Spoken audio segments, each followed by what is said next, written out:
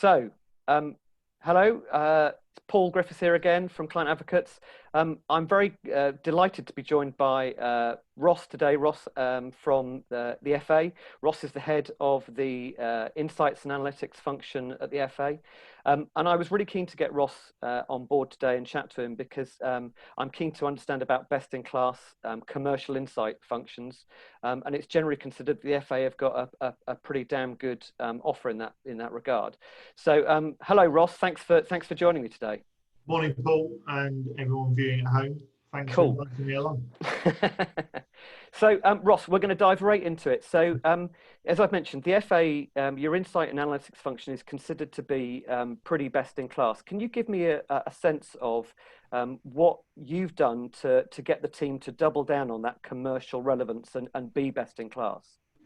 Yeah, absolutely. I think we set out to build an unrivaled evidence base to inform and inspire decision making in the organisation. I think you can only do that by really understanding how the organisation ticks, what data we have that we're sitting on that we can use to augment research that we're doing, but also to help inform hypotheses, inform briefs. And I think where we've been able to show our sort of impact is to go and get that data from the business rather than wait for the business to bring it with us. I think it won't just come to you as an insight team. You need to go and get it, understand where it is, how you can get hold of it, and then be creative in your thinking in terms of how you can use that, not just at the analysis stage, but also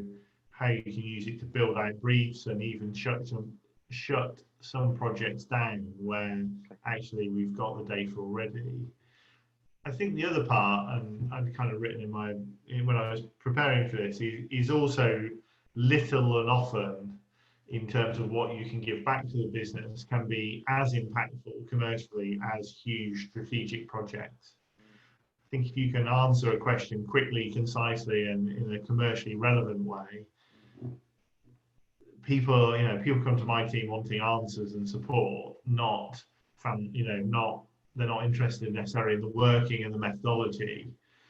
And I think from experience, both client side and agency side, perhaps the insight industry can get too caught up in turning a simple question into a huge project. Actually knowing what creates a sleepless night for the senior management team can very quickly make you commercially relevant when you can approach them and say, we can answer those questions. Actually, we've already got most of the data. If we can't answer it 100%, we can answer it 80%. You can use your knowledge, intuition to maybe fill in the rest of the gap. So that suggests, because you've moved nicely on to the second point, because what that suggests is you're doing some pretty impressive management of your stakeholders, and you're engaging with your stakeholders. What's your secret sauce on that? What's the thing that makes your stakeholder management really effective, do you think? Not just, I mean, this is probably more my team than me, but being interesting.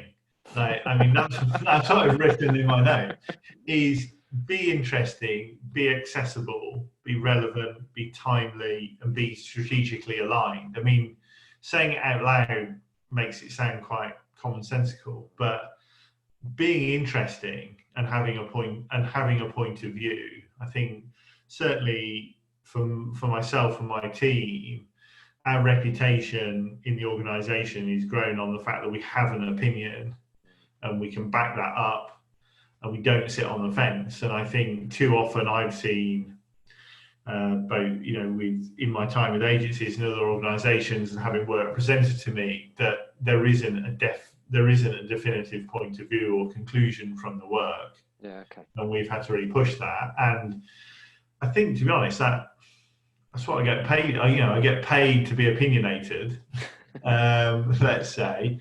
And I think that's really key, because you'll have different opinions around the senior management room table. You'll have different opinions in a marketing meeting around an initiative or a campaign, or how a commercial partnership is going. And actually, the business looks for myself and my team to be the ones who are offering that opinion. And not everyone's always going to agree with it, but that's the decision. That's the decision people can make. But I think having an opinion and being interesting and timely with that, and also making sure that the people highest up the organisation know what you're capable of. So we have our board who sit above our senior management team. When we have new board members come in, they have a 2-day induction with the organisation. I am 45 minutes of their introduction, so I can talk to them about what we do. They come from different backgrounds with different remits on the board, but generally we can, myself and my team can help them. So establishing yourself at that highest level really helps with the relevance. Brilliant. So because I'm mindful of your time, so if you've got sort of a couple of top tips that you would want other heads of insight to go away with, what do you think would be your top 3 tips for kind of how to make your insight function really be successful? Yeah, I think one is about identifying work before it's briefed you. So being salient in the organisation, becoming a sounding board for senior stakeholders. I think there can't be any bigger compliment to a head of insight than if someone comes and says, have you got 5 minutes? I just want to run something by you because you're informed and you'll have an opinion and you'll be helpful. And I think, therefore, design your work plan for a year to fit strategically with what the business needs, and then be on the front foot and present that to the business and say, this is what we're going to learn this year, and this is the actions this will help us inform, rather than be quite passive and recessive and wait for briefs to come. So that's one, be kind of on the front foot. I think the second one is quite an old one, is try and recruit great people. I've got a great team who do research. Don't just manage it. They can do research. They're creative with data. They're engaging when they deliver it. And you can't underestimate the power of the individual telling the sort of evidence-based story to drive the business forward. And my third one is quite a practical one. Is I write a 3-page report to the senior management team each month, which highlights what we're currently learning, so live projects, what we've learned, what we now know this month that we didn't know last month, so work completed, and then questions that we know that we don't know the answer to. Brilliant. And that's quite concise, and that just and that goes to the SMT as something for them to read each month.